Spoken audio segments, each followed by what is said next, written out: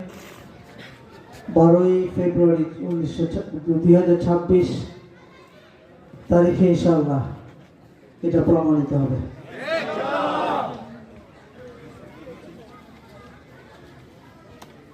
আমরা ইতিমধ্যে লক্ষ্য করেছি যে ঢাকা ইউনিভার্সিটি সহ দেশের পাঁচটি প্রধান বিশ্ববিদ্যালয়ে ইসলামের যাত্রা শুরু হয়েছে।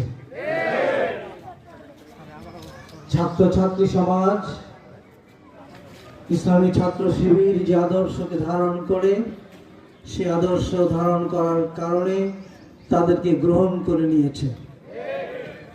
এই সব কয়টি বিশ্ববিদ্যালয়ের ছাত্র সংসদ নির্বাচনে ইসলামী ছাত্র শিবিরকে তারা ভূমিধস বিজয় দান করেছে। অথচ এই ছাত্র শিবির বিগত ফ্যাসিস্ট সরকারের সময়ে 15-16 বছর কোনো কাজই করতে পারে নাই। তারা তাদের নামাজ পর্যন্ত ঘরে পড়তে পারে নাই, মসজিদে তো যেতেই পারে নাই। কোথায় নামাজ পড়েছে? বাথরুমের দরজা বন্ধ করে লুকিয়ে লুকিয়ে। আমরা যারা মুসলমান আছি, খারাপ লাগে না? 95% মুসলমানের দেশে ছাত্ররা নিজেদের কক্ষে নামাজ পড়তে পারবে না, মসজিদে যেতে পারবে না। এটা কল্পনা করা যায়? সেই ছাত্র শিবিরকে ফ্যাসিস্ট সরকারের পতনের পর মাত্র 1.5 বছর দেখতে পেয়েছে। এই ছাত্র সমাজ তাদেরকে কোনো অন্যায় কাজ করতে দেখে নাই, তাদেরকে অন্য কোনো ধরনের অন্যায়ের সঙ্গে বা দুর্নীতির সঙ্গে সম্পৃক্ত হতে দেখে নাই। তাদেরকে দেখে নাই যে তারা মেয়েদের পিছনে ঘুরে বেড়ায়। তারা অন্য ছাত্র সংগঠনগুলোর মতো করে সিট বাণিজ্য করে নাই,